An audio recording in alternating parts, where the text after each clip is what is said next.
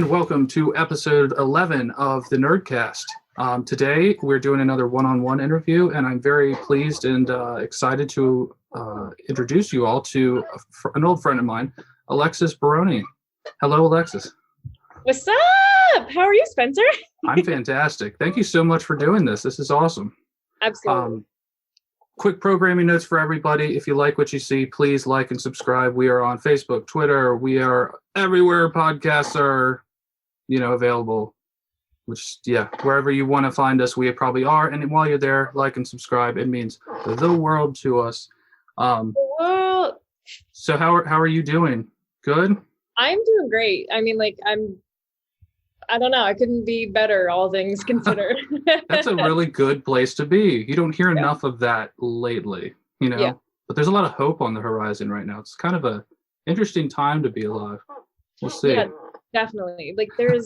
It's so funny. I was talking to a friend of mine yesterday about this. We were talking about the fact that, if this happened like in 1917, the vaccine wouldn't be out for another 3 years. We're just talking about science and how incredible it is that we can even be at the point we're at now.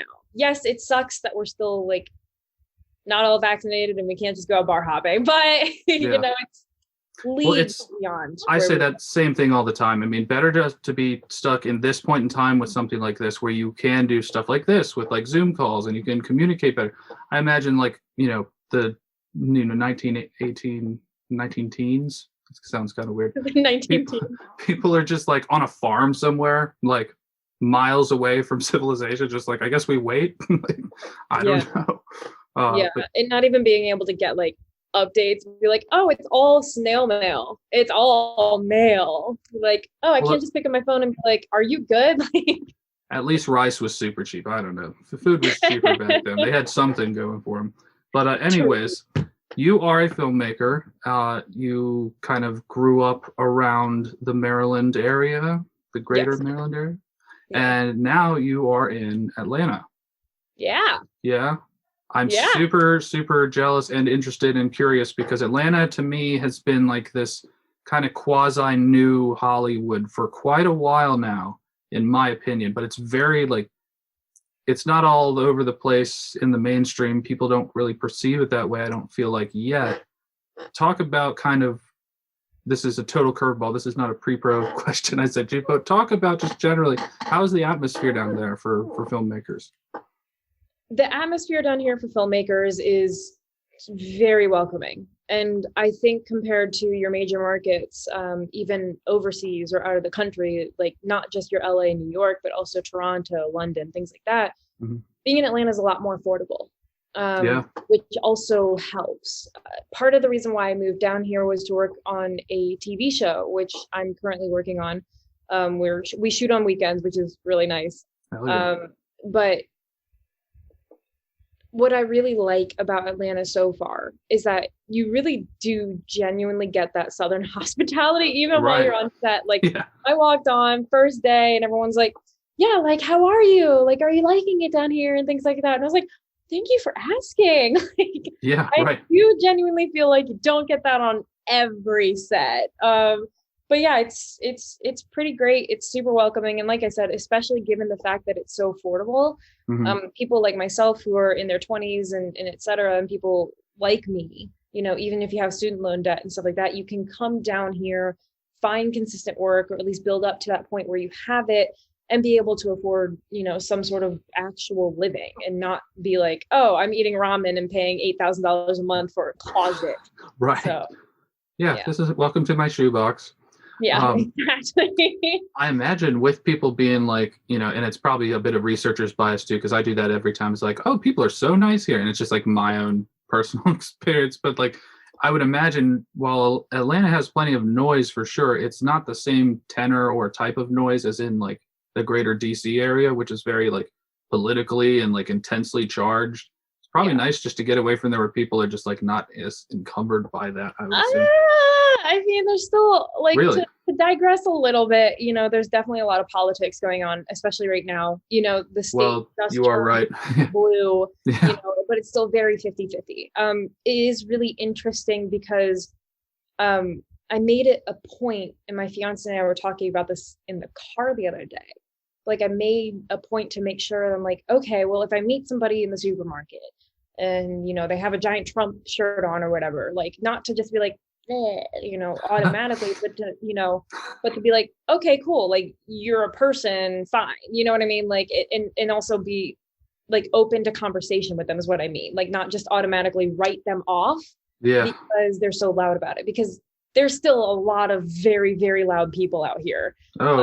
Specifically for Trump or for Biden or for Timbuktu, you know, like right. It is still lots of very strong opinions down there, no doubt. Very strong opinions. But to kind of jump back into the filmmaker side a little bit, you know, and you'd asked about like the tenor per se, like in how it feels here versus everywhere else. That's part of the reason why I wanted to do this contract specifically, is because this first sprint of season 1 is just 6 months or so, a little less. Yeah, so, you know, I'm doing a long-term fully furnished lease, you know, and I'm here and I'm exploring while I'm not on set, you know, and it's given me the time to kind of see that. And it's definitely a lot quieter than LA and New York, obviously, like from a literal like noise and overwhelm standpoint, but it also kind of feels a little bit like, I don't know if you've ever been there, but like Austin, Texas. I haven't, and I want to go so bad. It's amazing. You got to go to Austin. I heard the music and the food there is just banging. So good. Oh my God. It is banging. But like, that's kind of how it feels a little bit here. Like, it feels like everyone does their own thing. You know, they wave their own flag, whatever that is, you know, and they're really happy, proud about it. And it's just so unique. And like everyone here just does whatever they want to do, which is also true for how they drive on the roads. We won't get into that. But it's wait till there's like the slightest bit of precipitation and then everything looks like The Walking Dead for like a month. Dude, it's serious. I was living in South Carolina when that snowstorm hit down here a few years ago, and there were like babies born in traffic and people living in their cars for 3 days. And I was like, it was this much snow. Oh yeah. We don't have the infrastructure for this. Everybody run. No. But also people just down here, like I said, they do whatever they want. That includes driving crazy. So. It's just, you just gotta like be careful to avoid those people when you're driving, when there's any type of like, even like a hard wind. It's like, oh geez. But just to like sum up really quick. Yeah.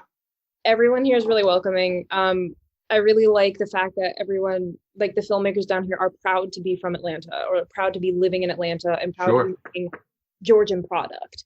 And I really love that about this place. There's a lot of like super, super proud people from Atlanta. I think of people like obviously like Lil Jon and like Outkast and some of those people, but also like Tyler Perry just built like this gigantic, you know, film studio in Atlanta. And I know like Disney has been shooting there for quite a while now. Like, was it Pinewood Studios down there? Yes. So there's a lot going on down there. They might not be like, you know. I know some people were freaking out a little bit about the fact that Marvel is now going to Australia, I believe, but there's so much work here, even if it's not big production like that, which there is still a lot of that. I mean, you've got Stranger Things, Walking Dead, I think, Ozark, you know, all like major shows. That's, you know, but then you also have all the major shows for like BET and All Black and things like that. So like you've got so much down here that I'm like, don't even worry about it right now. Yeah. I also say that as somebody who has a steady paycheck. Right. Well, it's great too that they're going to somewhere like Australia, because I mean, I think already of like, I mean, I'm sure there's a lot more space out there as far as just like scenes and settings and places to shoot. I don't know. I could go down a deep rabbit hole of thought. Yeah. I mean, part of the reason why like you have these, and it's so funny because people are like, oh, Pinewood must be so close to Atlanta. And it's like an hour south of Atlanta, because they need all that room to for like, sure. do all of these things. You know, it's essentially like they're like an Amazon distribution center building type thing where they just like they build up a big asset and then they tear it down, they build up another, so they need like a lot of storage area for that. Yeah. But to, you know, start us off, that wasn't a long enough start. I wanted to ask you, what made you want to get into filmmaking in the first place? Yeah, and here's the thing, I read all these questions too, and now I'm kind of like, what did? You know, like I've answered this question 100 times. It's always a little different, isn't it? It is a little different every time. because not only am I able to answer like what got me into it, but now I'm kind of able to answer why I continue with it. Because, that's a good point. Yeah. I feel like as filmmakers, we get asked like, oh, what got you into it? What got you into it? And that's great. But you can start anything, but that doesn't mean you're always going to finish it. So I'll answer your question. I'll answer 2 questions, even though you only asked. I'll answer my question. I'll answer my question too. Did you feel free to like stop me anytime? Just see the hook come in over his. I wish I knew how to do that. But I got into filmmaking at the tender age of like 14. And even before that, I was an actor first. So when I was 14 years old, I did my first, I think it was like 3 days ago that I saw on like my Facebook timeline from like years ago. It was like, I updated my status and I was like, I'm going to be on my first short film today or whatever. So like I've been acting in front of the camera since I was 14. Sweet. But I've been making films. I didn't really realize it since I was like, able to hold a camera, I think as most filmmakers are wont to say. But I started off by doing little videos on YouTube, which I can totally find for you, and I'm not going to. Hogwarts student access with me and my best friend. And I have to link in the description, everybody. But like I was doing stuff from a young age, and I just remember like saying, oh, I want to look like this. I want to look like this, and it took me a while to kind of realize that I belong on both sides of the camera, because, right, like a lot of times, especially when you're, in your teens and early 20s, people are like, well, what do you do? And it's like, I do everything. And they're like, no. What do you do? And I'm like, I just told you. I ended up going to study a BFA in musical theater. So I was going to get a bachelor's of fine arts in that at Coastal Carolina. And then a year and a half into that, I was like, I remember going to the theater to see, I think, what was it, Big Hero 6? A fantastic pick. It was awesome. I wanted something light and apart, because I was kind of depressed at the time. I didn't feel like I belonged.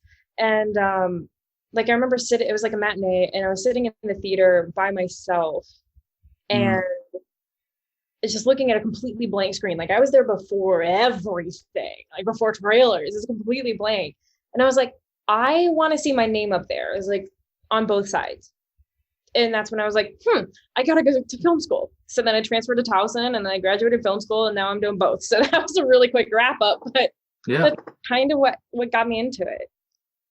That's excellent. And, it makes me think of a couple points. Just, I talked to Sean, my last interview, about kind of how the movie theater in a really weird way has always been like a sort of strange temple for me. Like a lot of people are like super religious. Some people are just like super into politics, whatever. Film and, for a long time it was concerts too. I would throw that in there as well, but that was much more of like a community type feel.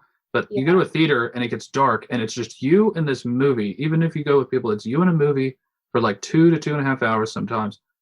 And it's just like super reflective. You escape for a while and everything. And that was, I guess, sort of kind of the same reason I kind of got into it, or am getting into it, I should say. It's because like you're like, this is so much more awesome than real life. I want to be involved with that, like making people feel the way I feel when I watch these things. Absolutely. Well, and I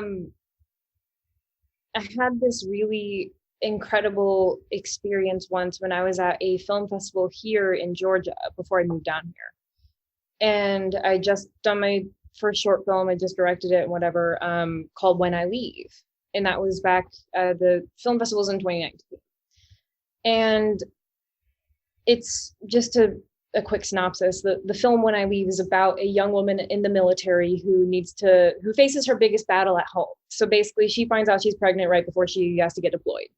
So she has to pick between getting deployed or staying home and raising a family and then following up with her career later, which is a choice a lot of women have to face. And so I was kind of surprised that it got accepted to a festival in Georgia because, the abortion question came up. I'll let you guys watch the film and find out what happens. I'm going to publish it, I think, later this month, like for everyone to see. Did you shop it at some film festivals? I knew I wasn't expecting it to get picked up by any sort of thing. So for me, really, I wasn't shopping it, but I was more or less like, just exposure and for fun kind of thing, or exactly, exposure, and frankly getting used to being in the festival environment, because it is a completely different environment. But I came out of that screening at that festival, and a young woman and her daughter were there who had met the night before at the happy hour or whatever, and she was crying, and I was like, oh God, this is when it happens. Like, she's a local, I'm about to get like run out of Georgia, this is great. She's like, I have never felt more seen in my life. She's like, wow. I have never felt more understood than when that character had to make a choice between having a family and not. And she's like, oh, well, I made my choice and she's right here, you know? Mm-hmm. It was really sweet. Like, her daughter like drew me a picture and everything. And like, I'm about to cry. Like, yeah, like it made me feel really good that the story I decided to tell actually affected someone and made them feel like their story mattered. For sure. And I hate to take the spin on it that I'm about to, but it's like, it infuriates me when people like write off things like art or film or music or whatever as just like, oh, it's kind of frivolous and stuff. But when you take somebody like that story right there and somebody like feels that like genuine of an emotion, or it like helps them cope for some reason, or a million other emotions they could feel, it's like, that's why you do it. And yeah, it's just, it bothers me when people just write off stuff like films. But I'm such a staunch defender of art in its various forms. Really? It's like you have a podcast or something. It's almost like I go out of my way to talk about this.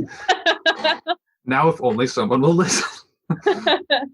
But awesome. So moving forward, kind of chronologically, I guess, what type of training and studying or experiences have you gotten yourself involved in to kind of prepare for what you're doing now? Sure. So a lot of it I've had. Right. Okay, a ton. Let me rephrase that. Humble brag. Yeah. I've been doing a lot because to train for this moment per se. I mean, it's so funny because you and I were talking before we started recording this. You and I were talking a little bit about my IMDb page. Yep. And you're like, oh, it's long or whatever. And I was like, yeah. And what a page it is. But it's so funny because like I was going through it I was going through it and I was updating my website because I'm republishing it or whatever later this month. And I was like, holy shit, like I've done a lot. I was like, oh, like this is why I get pissed off when people try to explain things to me on set anymore. Then I'm like, I know this. Thanks, hon. Yeah, like of course I'll never say it when I'm on there, but there's days when, you know, everybody has this moment where you're like, I know. Yep. Thank you. Appreciate that. Exactly. So, but specific things. Well, I went to film school, which I don't recommend for everybody because now I'm ass, face, and debt. And I started working on set really early. I started doing stuff for free, which I also don't really recommend unless you're in a good financial position, you know, in which case, yeah, go for it. You know, like if you got a month's worth of rent or whatever already go for it. I did a lot. I've done a lot. I'm still doing a lot. You know, one of the biggest things was I was lucky enough to find mentors who have taken me under their wing and also consistently helped me find work that consistently challenged myself. So for example, the job that I'm on right now in Atlanta, my boss and mentor got me the job and he was like, you're gonna learn a lot from this. And I was like, yeah, you're right. And yeah. I have been, you know, and just, but the biggest thing that, and I'm still learning this lesson, of course, is to just sit down and listen. Like, yes, you need to, especially when you're directing, you know, you need to be able to step up, but you also need to be able to listen to other people because everybody has a completely different way of seeing the project you're on. So for me, a lot of that training also came in just lunch hours or lunch half hours. By just asking people like, how did you get into production design? Tell me more about your training. Tell me more about your experience and what are your inspirations and things like that. What got you into gaffing? What got you into gripping? What got you into DPing? You know, things like that. the biggest experience, the biggest training I've ever received is just by asking people questions and talking to them about things on set, off set, at the bar, on Zoom, Yeah. So yeah, that's might be a long-winded answer, but no, I love when you just kind of like let your brain go and kind of, I'm sitting here thinking it's like all the cliches are so applicable to like pursuing film and stuff. It's like networking is everything.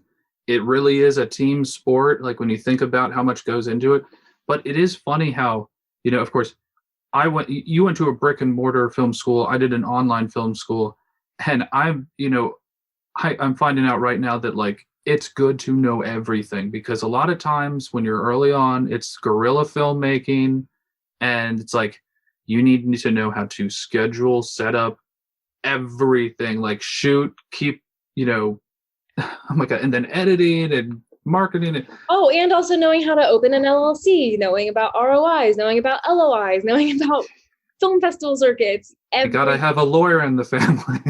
Dude, can you help me with it's been really helpful to have a lawyer in the family, honestly. But yeah, you're right. You're absolutely right. Knowing how to do everything, especially early on, saves you a lot of time. It will not save you years off your life, but and you can tell who's spent and put in the time. Like certain filmmakers I think about, like it's one that really comes to mind right now is like Bryce Dallas Howard with like her episodes of The Mandalorian, and watching the behind the scenes of her working on it. And because she's been an actress, because she's another director's daughter and everything, like just the interaction she has and how she's like so familiar with like everything that's going on. And it's like, that she has spent time on set and is like, actually in tune with what's going on, as opposed to there's countless movies that you watch and it's just like, oh my God, what is happening? Like the left hand's not talking to the right. And it's just like, what is happening? Well, and that's kind of where it is really interesting, because I'm learning this, especially now working on episodic, which I haven't really done before. I worked on episodic, but not like this. I hear it's a completely different challenge. It's a very different challenge. Thankfully, what we're doing is a talk show. So there's it's a formula, like we pretty much wash, rinse, repeat every week and then change it a little bit.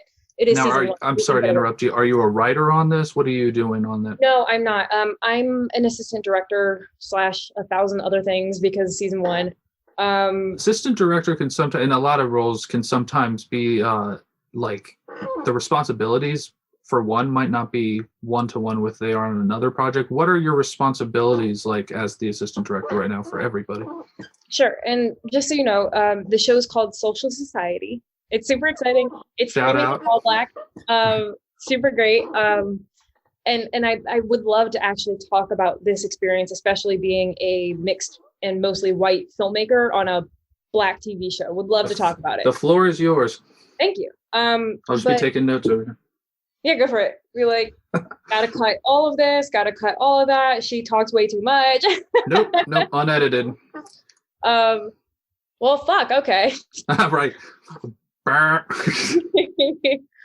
But so the show I'm working on right now is called Social Society. It's freaking awesome. I love the crew. I love the talent. We're working with an influencer / talent / amazing person. His name is Kendall. I'll send you his like IG or whatever. But the show basically is talking about, it's all things like culture and Black culture in social media, out of social media, and just kind of talking a lot about, well, everything. It's a talk show. You say it's a talk show. So is it like kind of like, this is a bad example, but like a Wendy Williams show where it's more her talking at the audience and less of like a Jimmy Kimmel where they're interviewing people kind of thing? It's definitely more like Jimmy Kimmel. Oh, it is? Okay. Yes, because we are having a lot of virtual guests, which, funny enough, I think works with the fact that we're in a pandemic. It's like the Drew Barrymore show that just came out or something like that. Yeah. I don't know. Or like Red Table Talk. Like what now? I'm sorry? Or like Red Table Talk. Oh, okay. Yeah. And what's really great is, like I said, the fact that we're in the pandemic right now, I think really lends to the fact that we have a lot of virtual guests, which posed its own technical challenges. That was really cool to watch. My boss, actually the DP of the show, his name is Shane Colella. He's freaking awesome. But like watching him sort through all that stuff with the showrunner and creator and EP, Sheena Carter, was just really awesome. So I really have I honestly have a backseat to like watch all of this happen. So my role on this show is to kind of make sure that we have detailed notes. So like I'm taking show notes, I'm taking notes saying like, okay, cool, I need, you know, like this happened at like this time code and circle takes and all the super technical stuff that really helps the fact that you have like a long running talk show where you could have people talking for 20 minutes, but we have to cut it down to a 7-minute segment, you know? So again, especially on such a small crew like this, every person counts. And that's what I happen to do on the show. I also work a little bit with the talent, but we're still kind of figuring out the best flow for that. And then you feed those notes to the director, correct? And I would assume whoever the showrunner is? So I usually get them from whoever the guest director is or from the producers who are essentially directing the show. So an episodic like this, usually it's the showrunner, the EPs, or the producers that really have more directing capabilities than a director. So like the Jon Favreau and Dave Filoni over The Mandalorian, who aren't like directing the individual thing, but they're just kind of the puppet masters, I guess. No, because that's narrative. So this is a little different because, at least in my mind, I don't work on The Mandalorian, so I couldn't tell you. But you don't? No, but if I did, I'd probably be telling you. But it's a little narrative versus episodic, essentially unscripted / reality / talk show TV is a little different. So in that world, the producers and the showrunner are more the director, whereas in the narrative world, you have directors because you have actors. Over here, we don't have actors. We have people talking. So, you know, the producers might say, okay, wait, like, let's tighten that up. I want you to say this, you know, whole entire spiel in these 2 sentences. Here are the sentences and go. It's very different. That's very interesting. One of the many reasons I wanted to have you on, because I know you have this kind of experience that can speak to stuff and teach me too, because it's like, I love learning about all this stuff. Absolutely. Anything else did you want to talk about as far as like projects you got going on right now? You want to shout out? Sure. So I'll talk about that. Don't let me forget to talk about being a, you know, mixed white filmmaker on a black filmmaker set, because that would be really cool. I'd love to talk about that. Yes. It's been real quick. It's been super humbling. Go into that. Let's do that right now. That's much more interesting than my question. Sure. It's been interesting. This is like the 3rd project in a row, actually, where I've been essentially the minority on set, not from a gender point of view, but from an ethnicity point of view. To be very honest with you, I do not consider myself white. I consider myself mixed because I'm also Filipino.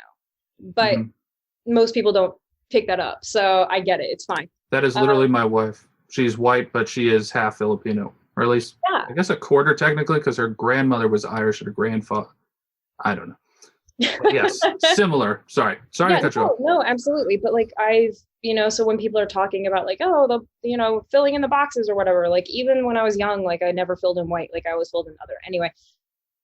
But I'm basically a white filmmaker on a black show. And it's been very humbling and amazing to watch it, because it is a different, like, Black American culture is its own beautiful, amazing culture. And I've been very immersed into it. And just being able to be like watching, like to just be able to be on set and to like be a part of helping these filmmakers tell these stories that are so important, especially now, has been truly humbling and truly an amazing experience.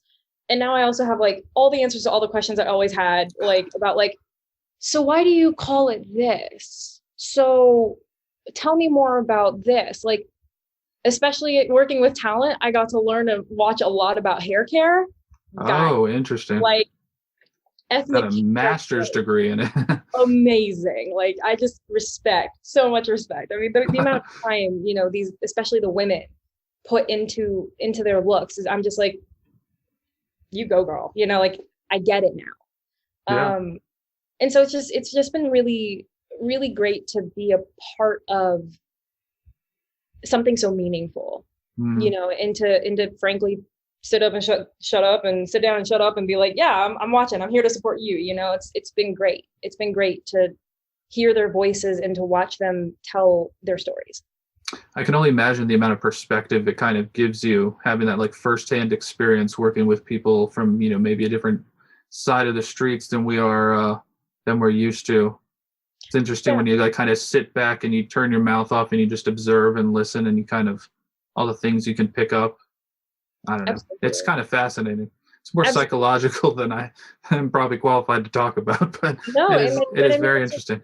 It really is. It really is interesting, and it's, I don't know, like it's just been such an incredible experience. And now it's like, this is why, especially, you know, being the minority on a set like that, like this is exactly why we need to promote these stories in mainstream media, because it's like, we need to be hearing these voices so we can gain the perspective, so we can influence social change. I can't speak. Let me say that again. We need to get the perspective to see that social change. We need to see that media. Yeah, definitely. Again, as like a privileged white male for years and years, it never really occurred to me that I was always seeing myself on screen and stuff. And there's so many people who weren't. So it is very important, not only kind of like you're talking about, not only on screen, but behind the screen too, the people actually writing and telling the stories. Because for years and years, I can think of tons of projects where you watch it and it's like somebody who doesn't actually know what they're talking about made this kind of thing. And it's not always a bad, you know, it's not always a deal breaker, but you know, you watch something like Black Panther, it's directed by Ryan Coogler, and like he's got his like take from like Oakland and just like he talks about like his own family relationships and his own like kind of view on life and stuff. And it's totally different than if you had like, you know, just directed by Ron Howard or something. It's like, yeah, absolutely. I'm sure you do fine, but no, sorry, Ron Howard. I wasn't trying to get at you like that, bro. Yeah, I love The Grinch. That's a great movie. It's awesome. And like that's, especially with Social Society, I have also just been learning so much from like the badass woman who's behind that show, Tina Carter. She's just so great, you know. So even from like the female's perspective, like it's just like, yes, yeah. So it's very empowering. That's my take on it. Yeah. It's empowering for me too, and I'm a dude. Why not? Speaking of like people who you kind of, I guess, look up to or what have you, who are some of your greatest influences? And that can be filmmakers, actors and actresses. It can be a specific project or anything. What are some of your biggest influences and why you wanted to get into it? And like you sent me this question earlier, but I was thinking about this earlier. I was like, how am I going to answer this?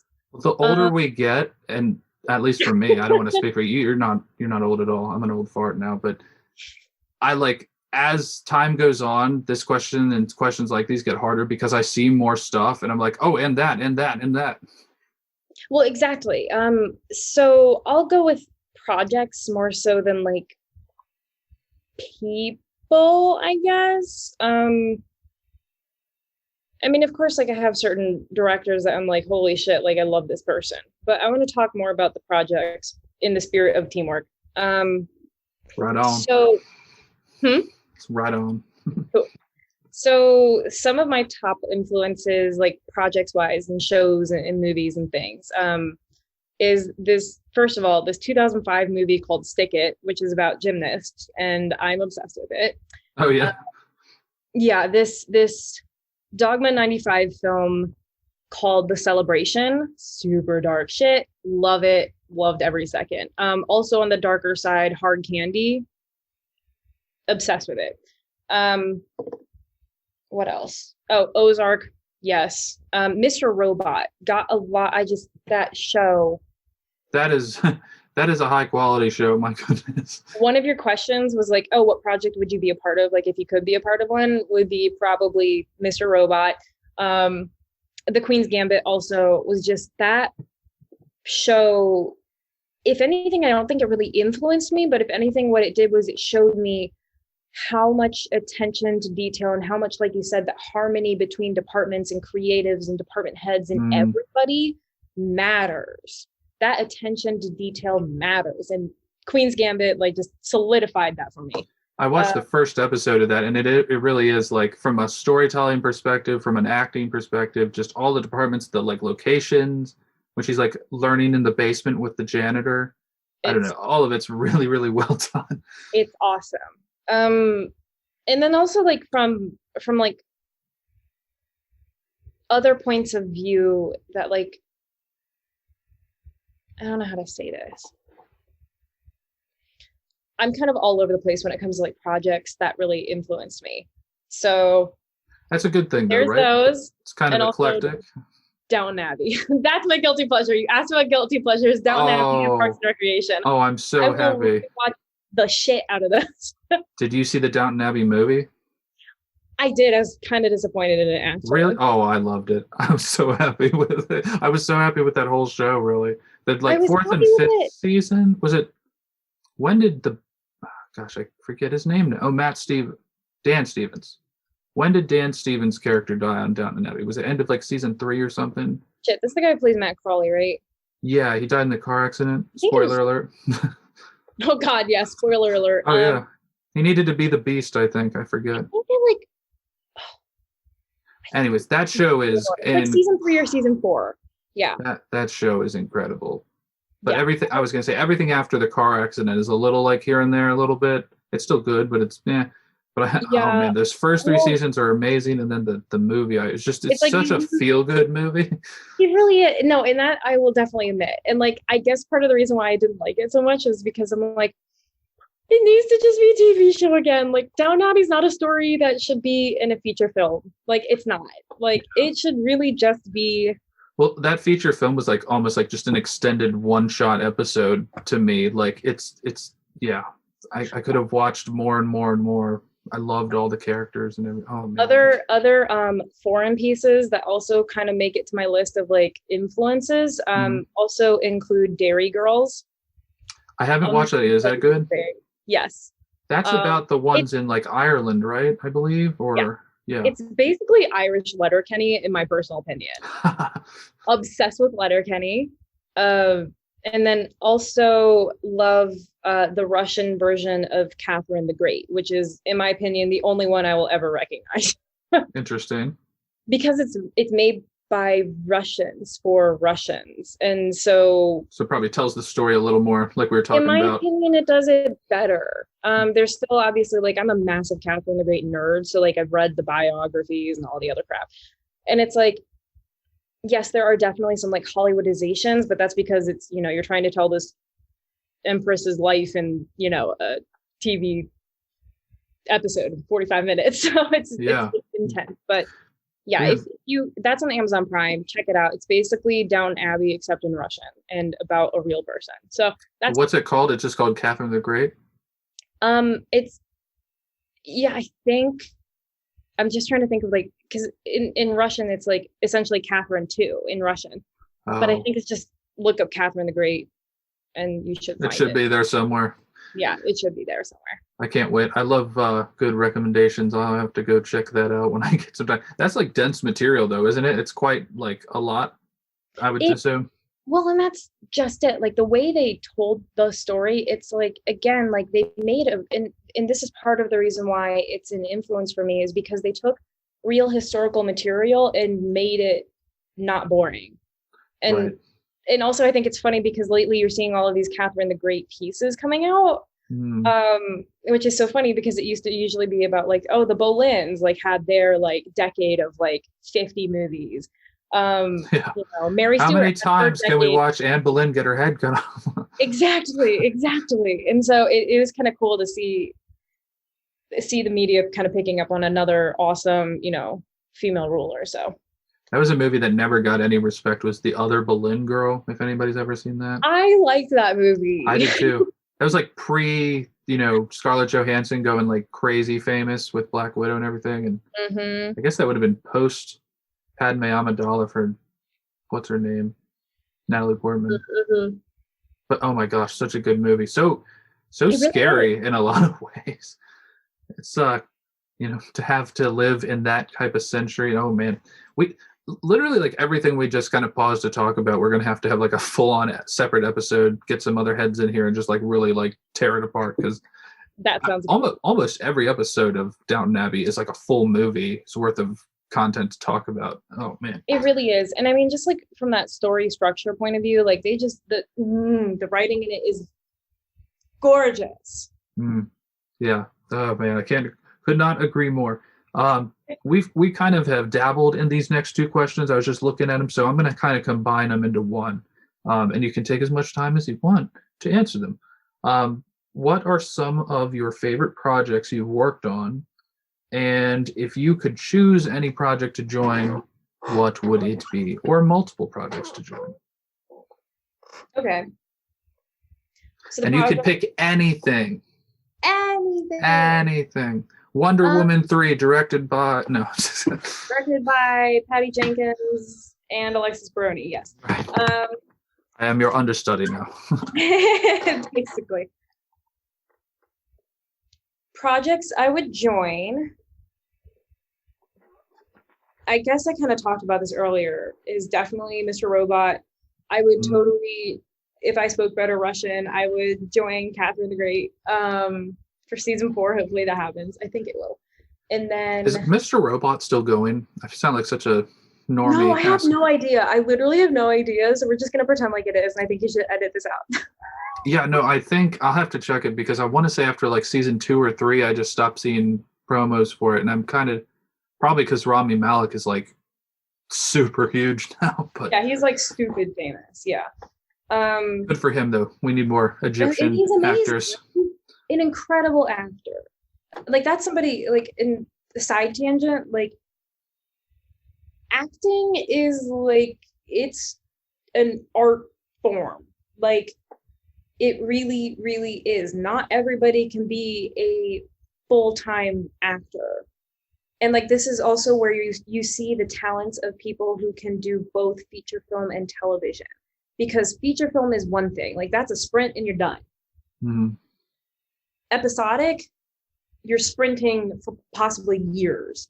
And it's just like, it's incredible to see it when people can make that shift.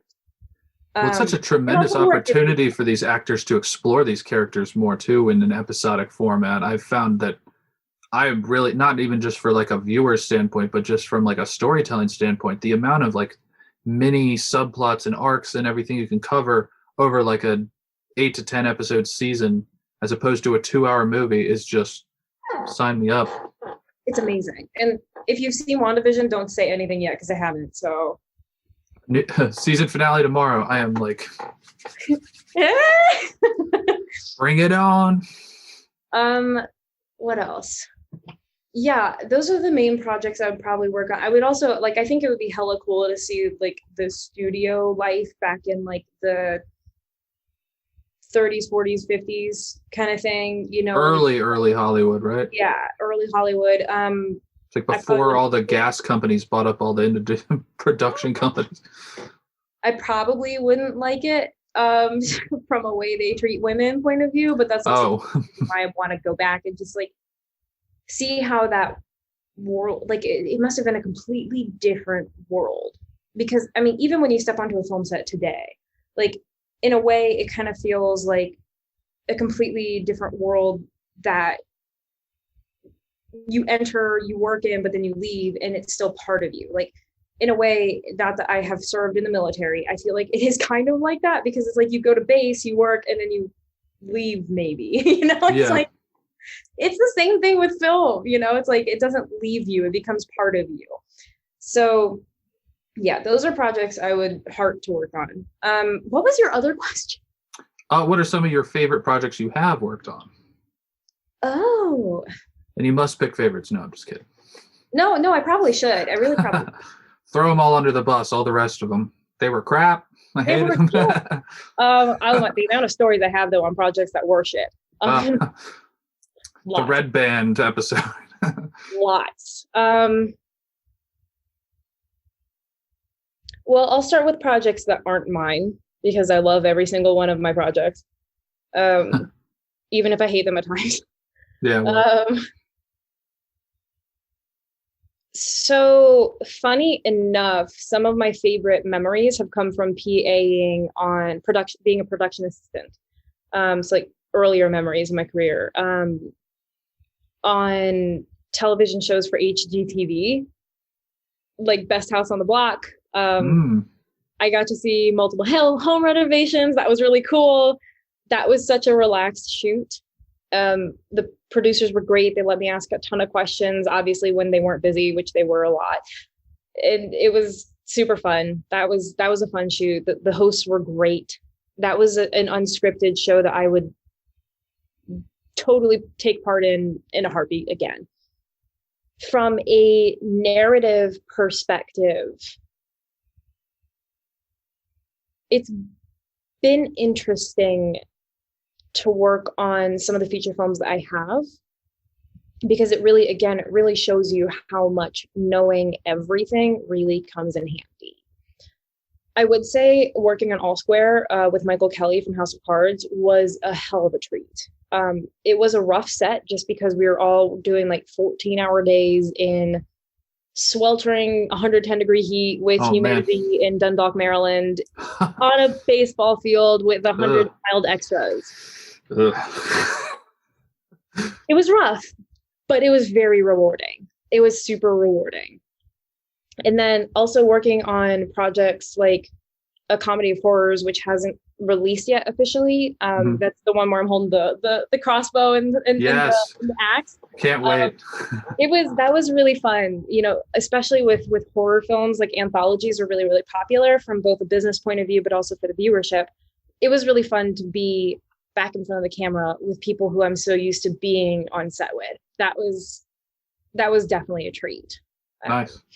Yeah. And also getting to see some of my friends like kind of come up into their own as well, like as producers, as ADs, as et cetera. It was really awesome.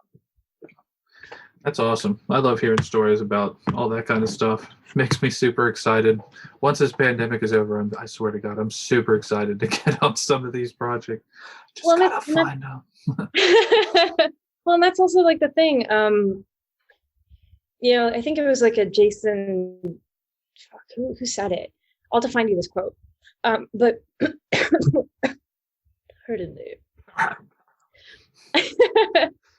But there was this quote that my uncle, anytime I'm kind of bummed out, because filmmaking, it's definitely a chore.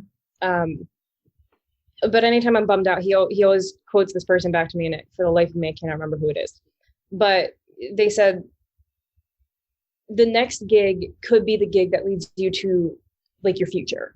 Mm-hmm. And every time I wanted to say no to a job, anytime I was like, well, I don't need the money right now. Like, I just want to work on my project. I just want to do this. I just want to, maybe like go on a trip or blah, blah, blah. Like anytime I said yes, it propelled me further.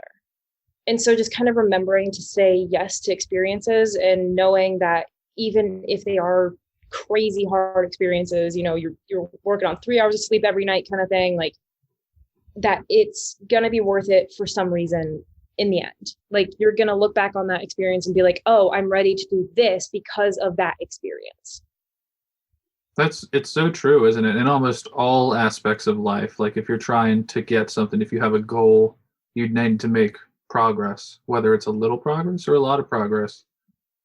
And of course, progress is progress, And I don't know if you're like me, but it's like I have to do things in order to figure them out and really master them. I can sit here and listen to somebody talk about it forever, but I really need to like get my hands in whatever we're talking about. Like, set this up this way. It's like, okay, well, can I do it? I mean, I'll probably absorb some of it if I can listen, but.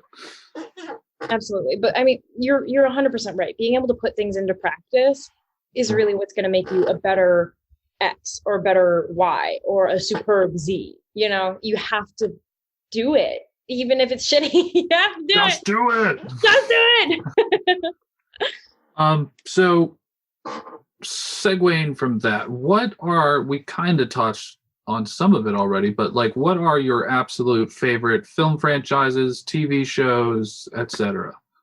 Okay. Harry Potter? Did you say Harry Potter? Are you into that? I didn't, but I do love Harry Potter.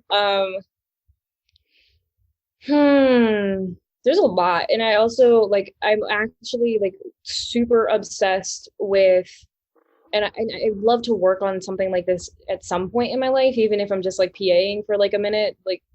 Obviously I would have hope that I made it before then, so I can just be like, hi, I'm gonna be on your set. But I love this beautiful anime called Violet Evergarden. It's incredible. An animation called She-Ra, Warrior Princess or something like that. Like, yes, I've heard of that one. Yes. Yeah, like those ones are great. And those are things that I'm not really like, that process I'm not familiar with. So even, especially when I'm watching those, I'm like, oh, I really want to learn more about this. Oh man, animation would be fascinating to like, I think of like people at either, of course, at the mainstream, but like Disney Animation or even like Leica, some of these places, and what they do is, man, it's incredible. It's just like, I love working with people like that. And like, even on the set that I'm working on now, like with my mentor, Shane, like he's like, and my, all my other friends now on that set, it's just like, I like watching people who are really good at what they do, because it's just like, my brain doesn't work that way. You know what I mean? Like, I'm still in the same field, but my brain doesn't do drawing. My brain doesn't do, I can put this camera gimbal together in 30 seconds flat and have it balanced, like my brain doesn't do that. That's not my natural talent, that is. And it's fascinating. And other franchises that I love, like definitely I do like Harry Potter. I would say like I love it, but I do like Harry Potter. I, like I said, I love Downton Abbey. Like those worlds that you don't want to end, like those are the ones, that's my qualifier. I'm like, yeah, when did I cry? Parks and Rec, Letterkenny. Oh, Parks and Rec, I really didn't want to end. The Office, I was happy it ended when it ended, but Parks and Rec could have gone on for quite a while, and I would have still been there for it. Oh, I totally agree with that. Parks and Rec, what else? Brooklyn Nine-Nine, obsessed. So many people tell me to get into it, and I have not found the time to like sit down and watch it, but I hear it's just so funny, and it has the great Terry Crews in it, and just anything he's in.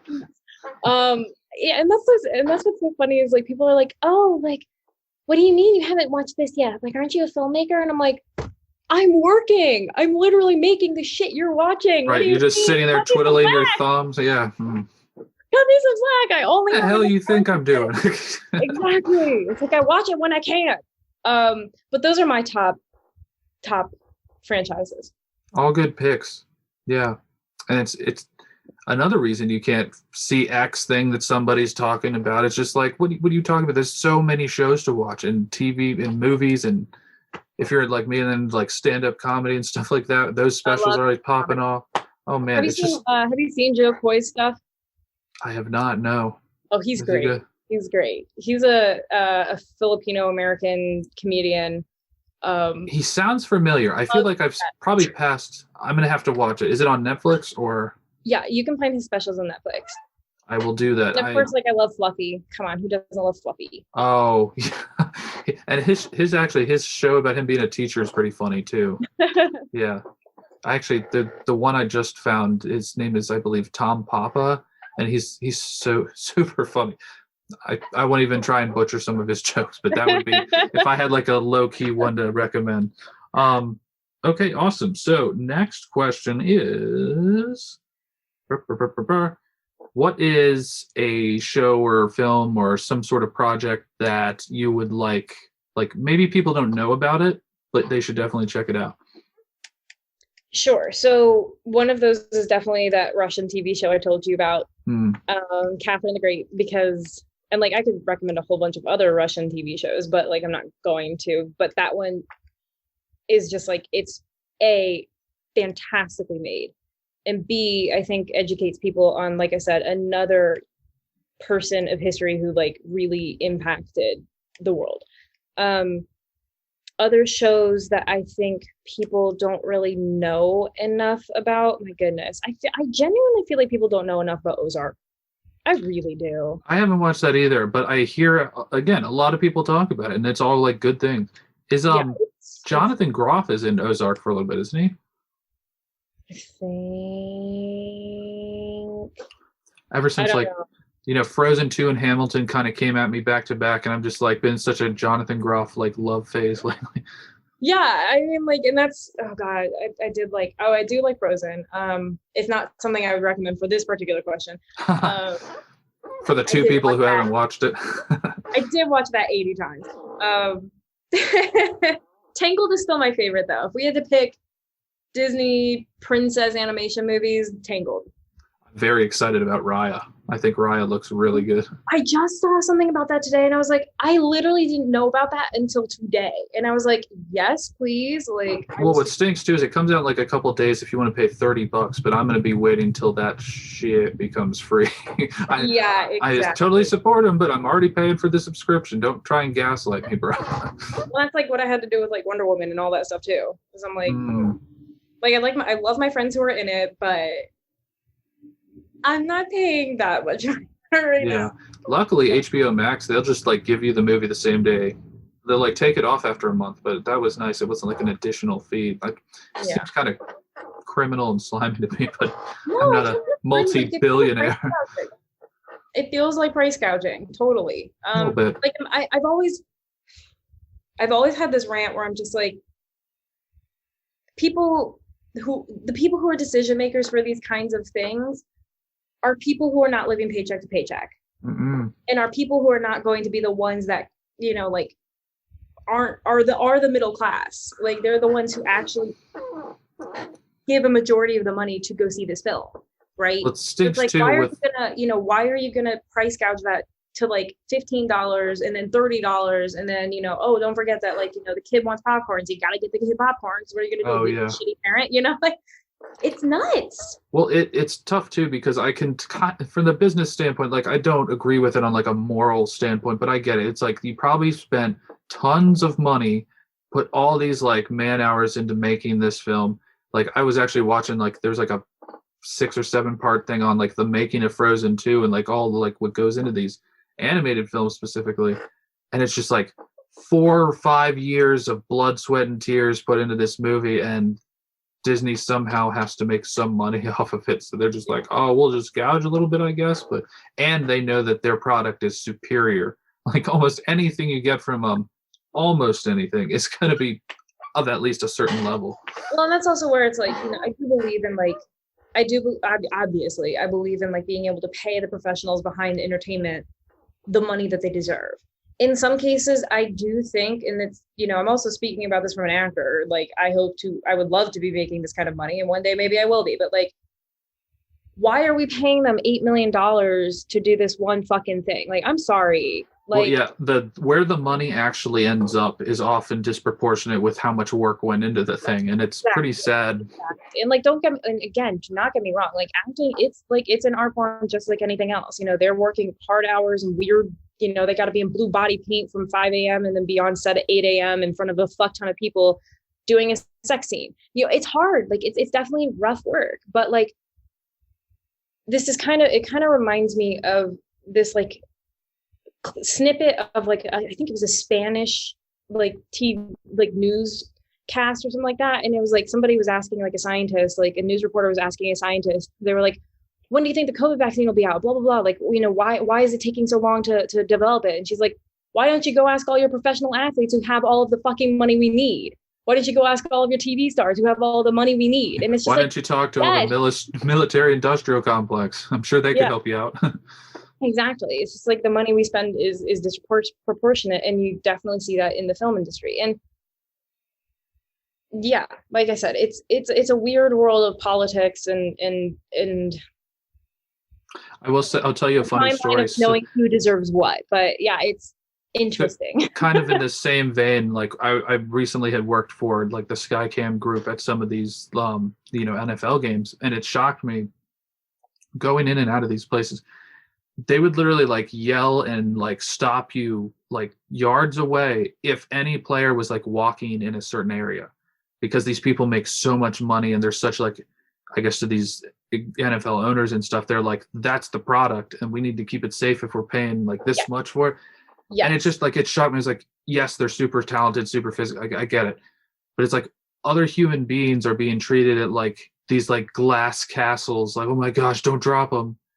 Meanwhile, it's like the only other time I've seen security like that was when I was at Windsor Palace in England and somebody walked on the grass and one of the beefeaters was like, "Oi!" and just Oi! No, like I can get that. Like, and that is the one thing. It's like I feel like that's part of the perk. That's part of the reason why I'm like, you shouldn't necessarily be paying this much money to these people.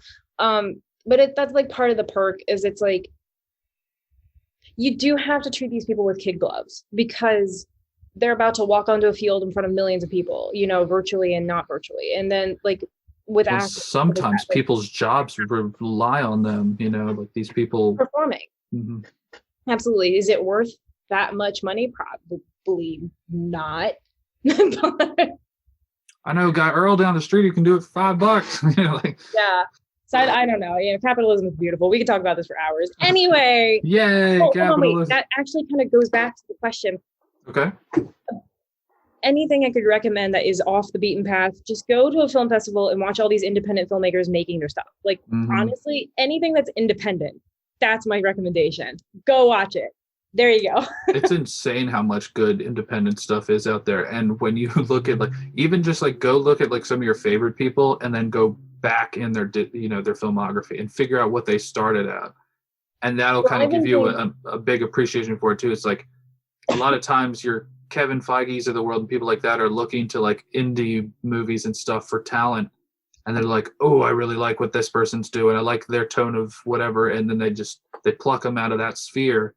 And suddenly they're a Ryan Coogler or a James Gunn or somebody like that. But yeah, and like that's kind of what I've been doing with Jimmy Chin's filmography. So the guy who co-directed, Free Solo about Alex Honnold climbing up Yosemite, and so Oscar-nominated Free Solo, Oscar-winning. Did it win? Oh, I forgot. That was like a couple years ago. You're all good. Oh my gosh. But I've been going back through his filmography because I'm actually, so during the summer, I will be starting production on my first feature film, which is a documentary, thank you, about a rock climber. So like, I've kind of been just watching some of his stuff because I did love Free Solo. I honestly love that film. And so like, I kind of wanted to see where he came from. And it's really interesting because it's like Free Solo had that Nat Geo money behind it. So like, you can tell, but like the films he'd done prior didn't, but you could still see the eye. So it's really interesting to see how that talent and that, you know, that work from that filmmaker then becomes like the rough edges becomes a little softened once you get that budget and once you get that team with the resources behind them. So it really is interesting, you know, and like I've been going all the way back. So I've been watching everything and, you know, it's been really cool to see that I develop, you know, and be like, oh, cool. So I can do it too, you know? Yeah. You just got to do it and do it a lot. Yeah. Keep doing it. Exactly. Just keep doing it. They're like rock climbing and I forget what the name of the documentary was, but for school I had to watch this one that was about these guys and they literally had like GoPros and just like really tiny cameras and stuff that they were schlepping with them up this mountain. And like some of the scenes are like they're in a tent, but it's just hanging there above like a 3, you know, I don't know, I'm exaggerating, but you know, 1,000-foot drop or something. It's just, what was it about? Or like who was it about? There were 3 of them and they were at some mountain that was this specific Meru. That was it. That's one of the early Jimmy Chin films. Is it really? Oh man, so good. Well, and actually that's his first film with his wife, Elizabeth Chai. Oh God, her last name is Vaster. Oh God, don't publish that part. But like, that's his now wife. They weren't married back then, but like, you know, that was the first film they ever co-directed. And what was really beautiful was that like he's got that, obviously that very athletic. He can actually go shoot these things because he is a professional rock climber, skier, etc. But she really brought in, it's a great partnership because she really brought in the storytelling part behind it. Those interviews took her 8 hours essentially, like per person to like drag out of them. Yeah. So that is really cool. No, Marie was awesome, but like that's part of what got them that Nat Geo job. You know, was most that definitely. Film. Well, yeah, because you put something out that's made with those cameras, like you said. Yeah, it's like a certain kind of quality, and then the opportunities will follow. Like just put in the time and effort with stuff that might not be popular now because the right person might be watching and you don't know. But exactly, and I mean, like and that's part of the reason why not only do you have, especially if you're going to direct or DP or edit or whatever, you got to be doing your stuff on the side. Like I am like working on this TV show while I'm also cutting the sizzle reel for this film that I'm going to be raising money for that starts in the summer. You know, like I'm working my ass off to make sure that I'm also providing those opportunities to hone my skills as a director, while also making money to live. So, you know, you got to keep putting in that time, but I know that this is going to be worth it because I freaking love my subject. Like he's great. So it's going to be tight. Well, it helps so much when you like just absolutely love and adore what you're actually working on. And then it just like 3 hours of sleep, fine, whatever. I'm back up. I'm too excited anyways, you know. I wouldn't be able to sleep. It's like Christmas. Like they're long hours, but trust me, I put them in willingly. Oh yes. This is voluntary torture. It really is though.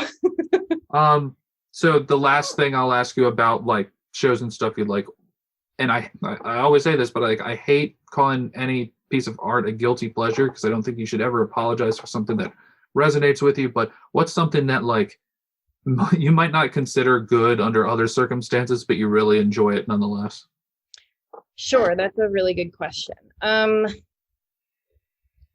Mine is like the Paul W.S. Anderson or whatever Mortal Kombat, which is just like objectively trash, but it's so much fun to watch. Yeah, I mean, like, that's just it though, because I feel like all the stuff that I watch, like even stuff that's quote unquote crappy, that I'm like, but they tried.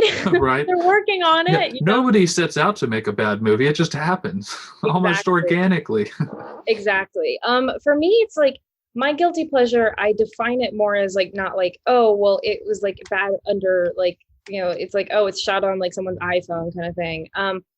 I consider it more a guilty pleasure because like I've seen it so many times. I know what happens. Like I shouldn't really be watching this because I should be watching the other thing I said I was going to watch. You're quoting it while somebody's trying to watch it and they're just like, shut up. Oh my God. My family cannot watch movies with me anymore because I'm just like, did you know? Did you know? Did you know? It's not only that. It's not only like the did you know, but I'm also like, wow, that lighting was trash. What were they thinking? Like, right. Why did they cut this like this? Oh my God, that was amazing. Did you see that? That was like one full take. And they're like, please shut the fuck up. Dear God. So thanks. yeah, I missed plot points now. Thanks. No, exactly. I've done that before. It's so bad. But like, yeah, like I guess guilty pleasures, like I said, would be things I'd really just keep rewatching. Like that's my definition of a guilty pleasure. So like things I'm like, oh, I could probably quote this episode of Parks and Rec front to back to front, but I'm still going to keep watching it because I just need that feel good. You know what I mean? And restart. Yeah. Oh yeah. Parks and Rec. I love things like that too. That's like, it just makes you feel good. So you're just like, nah, I'm just going to feel good again. Why not? You know? Yeah, exactly. Okay. So what is your, in terms of like all these projects you've done, you've worn a lot of different shoes. You've learned about, it sounds like quite a bit across the spectrum of filmmaking. What's like your favorite, you know, position or place within the whole, you know, machine that you enjoy the most, whether it's an actor, or producer, or director? Yeah, that's a really tricky question. And here's why. Because I like doing it all, and I have done it all at once, even on Lion's Den, on the short film that is going to be starting its festival run this year. I was the director and the actor on that, and the producer. It was a ton of work, and it was a lot of fun, but it was also like one of those things where I'm like, I don't think I want to do this for maybe, I don't know. Would I want to do this for a feature length? Like, because it was interesting having to go back and forth between both sides and be able to click it on a dime. Right. So I guess my favorite role would generally speaking be like one or the other. Yeah. But I love directing. I love directing. You must be quite the storyteller then. You love telling stories would be my guess. Yeah, I really do. I really do. And that's what's really interesting about the documentary I'm working on, because I've never done doc, and now it's going to be my first feature. Hey, The Lord works in mysterious ways. It's true though. It really is. It really is. Again, that's going back to the whole, like, just say yes. Just say yes. Just say yes. It's led me to good places. So yeah, I'd say my favorite role is directing. That being said, I also love, I wouldn't say I really like ADing, but I do kind of like producing. Just to kind of, I like ADing and producing in certain, in spurts. Just to kind of be able to watch other directors direct and DPs shoot and actors act. Like, sometimes in those roles, you're able to kind of step back and take more mental notes. Being an actor and a director, you don't really necessarily have the time to soak it all in. Because you have to be making decisions. Yeah, you're on it in the moment, every moment for, like you said, 14 hours a day sometimes, or even more. Yeah, it's true. It really just is. Got like nom flashbacks there.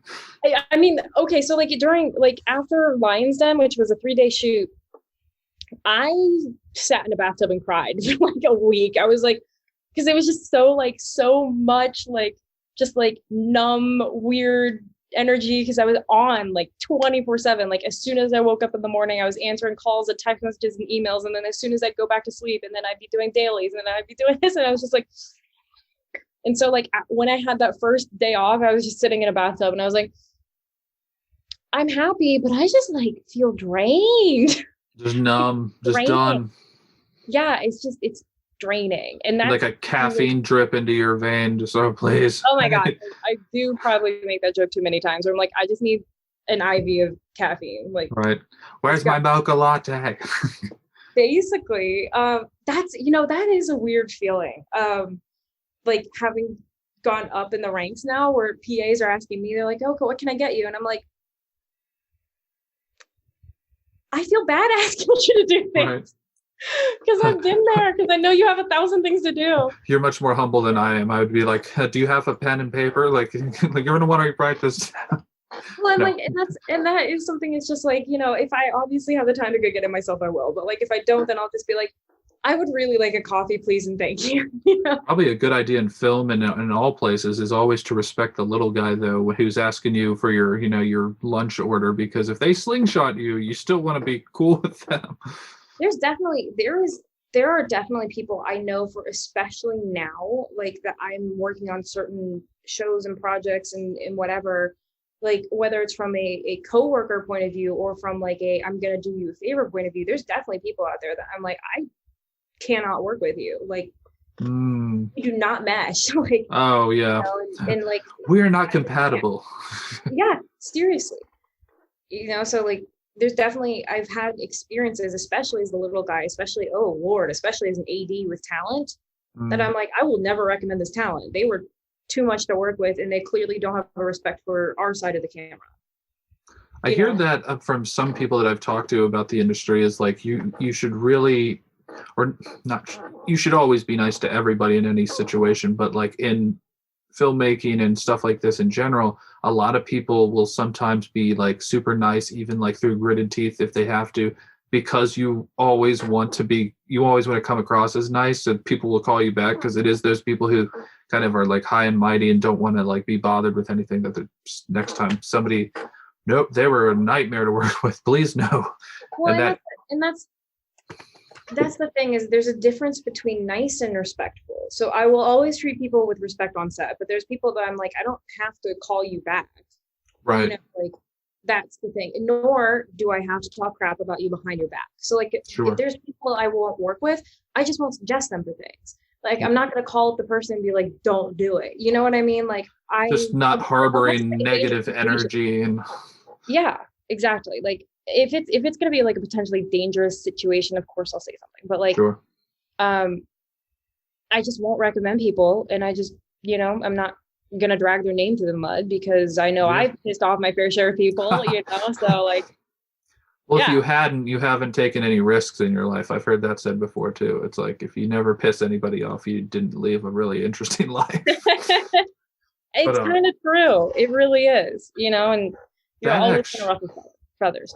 That actually is like the perfect segue, because something I like to ask, I think that's a really poignant thing to ask, is what is a story about some point in your life or your career up to now that was like just really difficult, that was almost like a crossroads of some kind, that you make decision A, life ends up this way. If you make decision B, it probably goes a different way. Like I'll give you however long you want to talk about it so you can get real into it.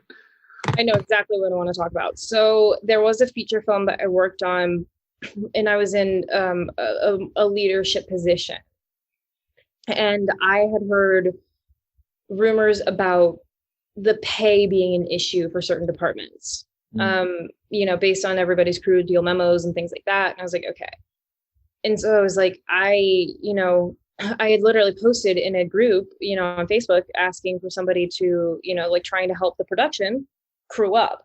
And so I posted, I was like, hey, I'm working on this piece, so we're looking for X crew member, email this person your resume and rate. All I did was just post about it. I wasn't going to be part of the hiring process or anything. Yeah.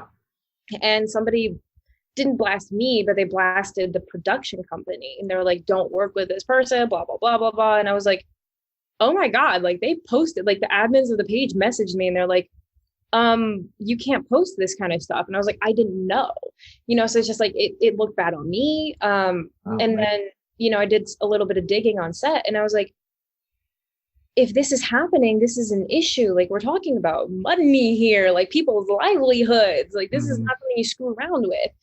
And it came to a point where I was talking to another crew member about it. And I was like, I know we're in the last 3 days here, and I know that if I walk, that I'll probably fuck people over, but I cannot work on a film set that won't follow through with what they have said they're going to do, whether that's pay or whether that's days off or blah, blah, blah, without communication and without any sort of memo at all. So I was like, I kind of want to know some answers here, because I'm about to literally leave, and we just started shooting for the day. I will do it.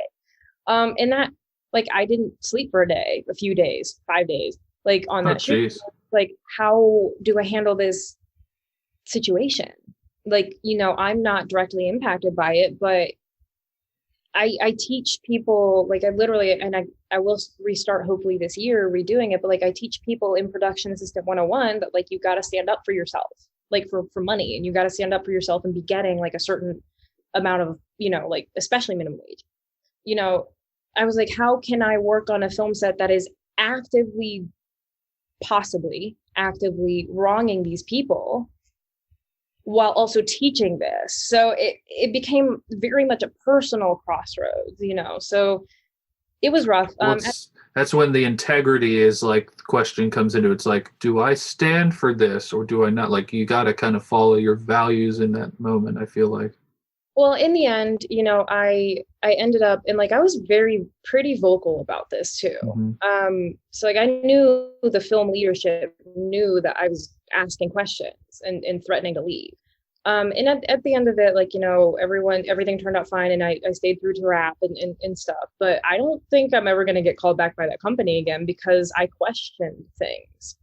And for some production companies that are looking to just turn and burn, I don't hold it against them personally as humans. I don't believe that any of these people ever try to actively fuck over crew or cast. But from a business standpoint, you have to be more responsible. And I won't work with you if you're not going to be that responsible. Yeah.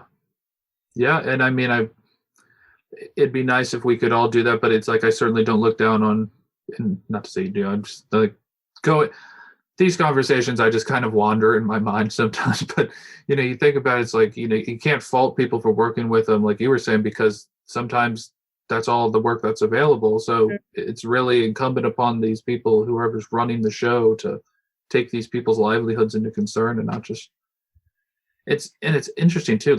It sounds like that situation in particular had to do with a huge lack of communication and stuff like that, but it's basic leadership principles that you wish were in every situation, but just sometimes, whether it's leading by example or communication especially, is one of the hardest ones. And if you don't have it, it's And that's the biggest thing, right? Like, I mean, in most freelancer invoices, like it's net 30. It's, so like we're looking at payment 30, like a month after we've finished working on a project per se, right? Mm-hmm. For me, it's like, I do actually charge a late fee, but if you're talking to me and you're like, look, like, I'm sorry, I'm going to be, a couple days late or something like that, I'm very happy to waive it, but you just got to talk to me. Mm-hmm. Like that's really the biggest thing. So again, yeah, it respect. Really does it's just simple respect. Oh like, my you don't goodness. have to like me. You don't have to be nice to me, but you got to respect me. Like that's basic human courtesy. And in a professional relationship as well. Like I think some people get too comfortable with like me and others I've seen throughout my life of like in a professional environment, it's like, yeah, you can't talk like that. I mean, it's one thing again if you're comfortable with these people outside and you're jokey and that's established in your friend group or whatever, but yeah, some coworkers it's like, yeah, that's also kind of been a thing, like especially being a woman on set, like it doesn't, and I told some of my guy friends this. I'm like, look, I love you, but you can't call us girls while we're on set. You have to say ladies. Like, and like, I don't. It's not probably it's not a good look to comment on how your appearance is every single time you say like, you're looking thin today. Yeah, exactly. Kind of actually.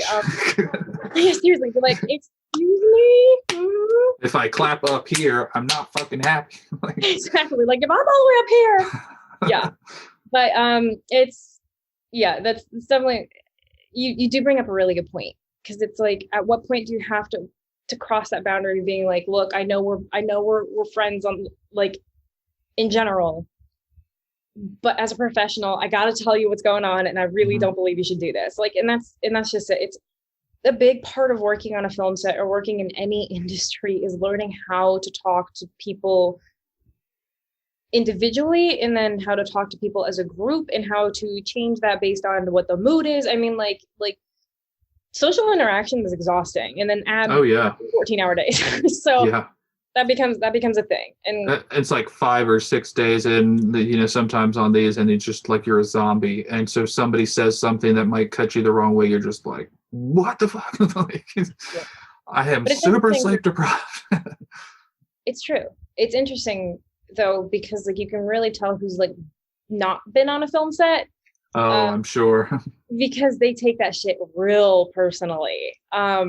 Whereas people, and frankly, I'm still learning how to do this. It's like, something happens on set, and it's just like, you honestly have to compartmentalize that stuff and then just unpack it later. Like, is it the most healthy? No, but like, just make sure you take care of it. But like, you can't necessarily deal with it when it's like, I am like 8 shots behind and like my day ends in an hour. It's like, yeah, oh man, deal with your shit, get it together. I have to go. Like. And for those not in the know, a single shot can take hours sometimes, depending on what the shot is. So, because you got to reposition everything, you got to get everybody queued up right, and then you have like a mistake, and you got to do it all over again. Honestly, somebody get the doves in their cage. Yeah, guys, where's the animal wranglers? Guys, like I really got. Where the hell is everyone? God damn it. Guys, I need somebody to get Ryan Reynolds his fucking green M&Ms. Please, please, please. It's like the green ones. Green ones, not purple. I'm colorblind. I don't care. That would be hilarious. Just do like a Vine video or something of like all the funniest things you catch on set sometimes. Those exist. I'll have to send them to you. They're great. Yeah. Yeah. Well, anyways, thank you so much for joining us. This was a great conversation. I hope you will you'll come back and join some of our panels. Thank you. I would love that. Love that. Where thank you. Yeah, where can people find you on them internets? I'm obviously sure. IMDb. I'll drop that link in the description. On the internets, you can find me on Instagram at Alexis Barone. So it's ALEXIS Barone, my last name, Barone. And then I think it's the same on Facebook and Twitter as well. Nice. It is the same on Facebook and Twitter as well. And then the IMDb link, as Spencer said, will be right in that bio. Got you. I got you. Well, thank you everybody so much. And again, this is something that I've been trying to do for, I'd say, a while. We've only been doing this podcast a month, but like trying to get all sorts of different voices from different backgrounds, different genders, ethnicities, all that kind of stuff, because I think everybody's story is super interesting. So the more different opinions and stuff, if you feel like you want to come on and talk, or you know somebody who might be super interested in filmmaking and all sorts of stuff, and you want to, shout them out, I'd be happy to talk to them because I love talking about this. Thank you again so much. I appreciate it. Good luck to everything that you aspire to do. I really hope the best for you.